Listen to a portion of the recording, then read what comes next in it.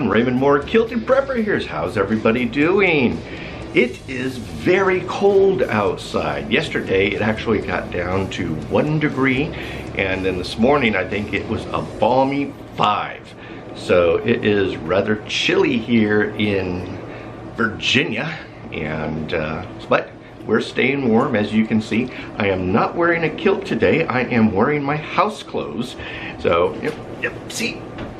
So wearing my house clothes today instead of kilt because we are staying nice and toasty warm. But today what I wanted to talk to you about is a quick way to kind of dry age meat and tenderize it. And I learned this when I was living down in Central America. And down there, what they do is they butcher the beef right away. They do not age it at all. And then also the beef is grass fed. And so they don't feed it corn or grain or anything. So it doesn't really, it kind of lacks marbling and things. So it's a very lean meat. Very good, very tasty. But because it isn't aged and because it is grass-fed, it tends to be on the tough side. So what I would do down there is actually do a quick age to it, and that's where I learned how to do all this.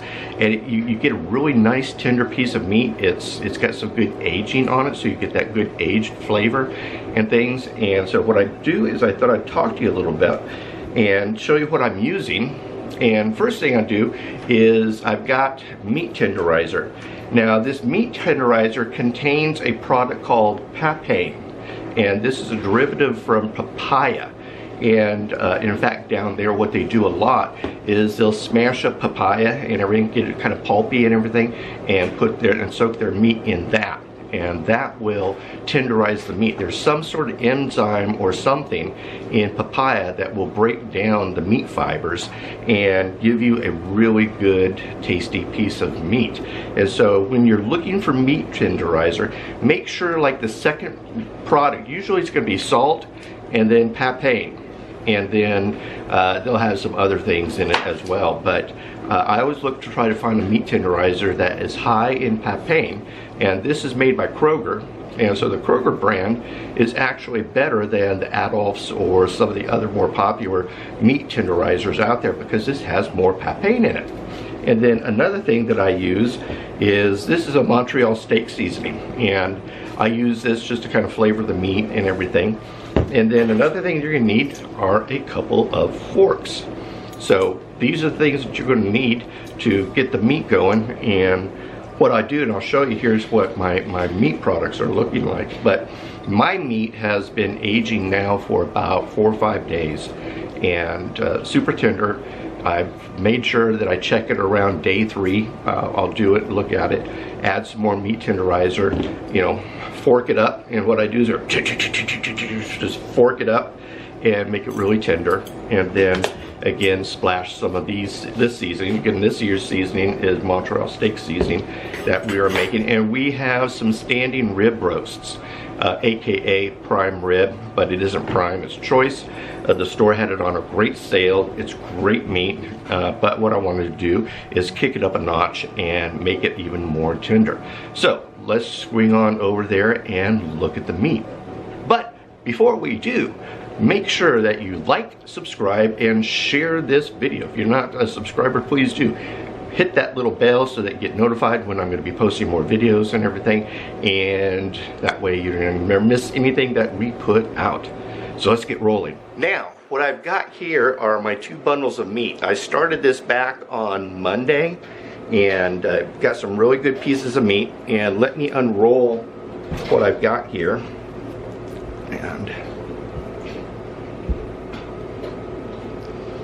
And what you want to do, I'm using cotton towels.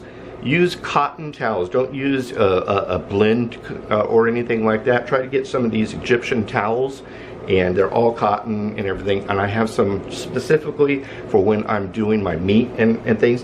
And what this cotton towel will help do is draw out some of that moisture. And you can see here, the meat is looking really good. So I've got, some good age on it. And again, this is only about 3 days, 5 days, actually 1, 2, 3, yeah, 5 days aged. And so we're getting some good look here. And again, this is standing rib roast, aka prime rib. And for those of you who don't know what this cut of meat is, basically this is ribeye. And it's ribeye in not being cut up. So if you would slice it, you get ribeye steaks. And then we've got the bones in and such. So what I've done, and you can see there's a lot of spice here on the towel as well. Whenever I do this, I usually will add some spices to the towel so that it'll help soak in on the meat. But very easy to do is just sprinkle some of your meat tenderizer on. You see here, and then I take my forks and I just, you know, again, fork it really good. Fork it good.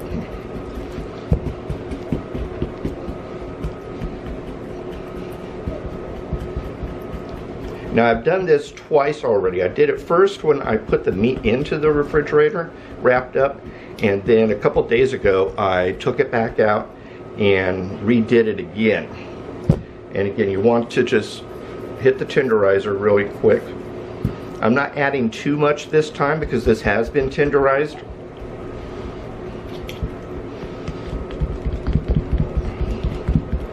And I'm just kind of getting some of this into the fatty area.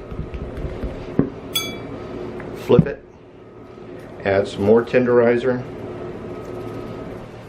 And again, it's the papain or the papaya extract or the papaya derivatives that will help break down it. You know, the salt in meat tenderizer will help draw out the moisture, but the papain is what actually will help break down the meat fibers and give you a super tender piece of meat. So again, look for tenderizers that are high in papain. Again, you just look at the ingredients there.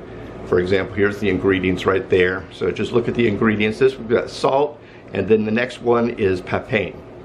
So I always look for a high concentrate of that. And then this is more the bony area. So hitting that up.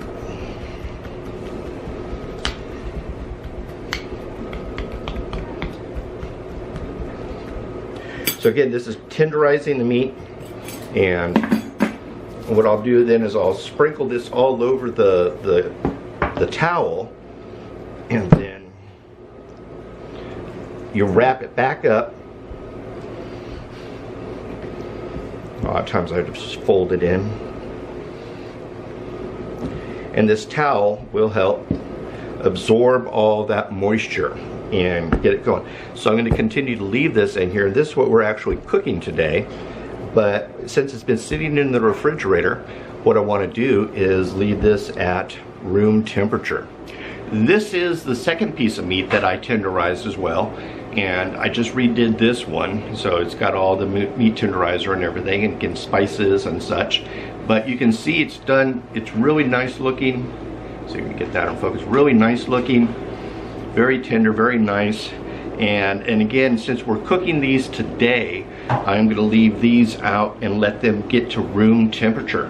That's a tip. You don't want to cook your beef, or you know, your good cuts of beef. You don't want to cook them right out of the refrigerator. You want it to sit in the outside and can become to room temperature, because it really helps bring out the flavor more versus just popping it into the frying pan or popping it into the oven. Just right out of the refrigerator. Let your meat come up to room temperature, and again, I just keep them wrapped up in these towels, and again, helps draw out some of that extra moisture and things. So when you're cooking these, and you can do this with any sort of roast, or especially like a rump roast. Rump roast is very dense, very little fat and things, but it's a less expensive piece of meat. It's a great way to tenderize that, make that super tender and everything, so you don't have to cook that. A lot of times rump roast you'll use in a crock pot or something and cook it all day just to break it down. But this is a great way to break it down even faster. Other cuts of meat, I used to do this with filet. When I lived in Central America, I used to get the whole loin of filet and then tenderize that and age that. And I would only age that for about 3-4 days because the filet is really tender already. And one time I actually dry aged it for 2 weeks, and the meat got almost a gelatinous sort of consistency, so I aged it way too long. Tasted wonderful, but had a weird gelatinous, you know, consistency to it. So, but this is a great way to tenderize your meat really quickly. Give it a quick dry age because this towel is sucking out the moisture, the salt content is sucking out the moisture, and the papain is also basically breaking down those meat fibers. So I wanted to share that with you today. Make sure that you like, subscribe, and share this video. Tell your friends about our channel. Help me grow. I'm trying to reach 1,000 subscribers. I think I'm sitting around 914, so I don't have very many left to go. So tell everybody to subscribe, and please also help me break that 1,000 mark. And then what I do, I'm going to do a live. And Alaska Prepper said he was going to come on to a live. I'm going to see if Patara will come on. Maybe some of the other folks out there come on, do a live together and celebrate the 1,000 mark. So I want to just thank you so much for tuning in, watching this. I hope this has helped you. If you have any questions or comments or anything like that, please post them below. I do read all my comments. I really try to comment back. So if you have any questions or anything that you'd like me to do a video on, let me know and I'll add it to the schedule and do some research on it and start producing a video. So that's everything, folks. I want to wish you a Merry Christmas and a Happy New Year. So we'll see you. Goodbye, God bless, and kilt on.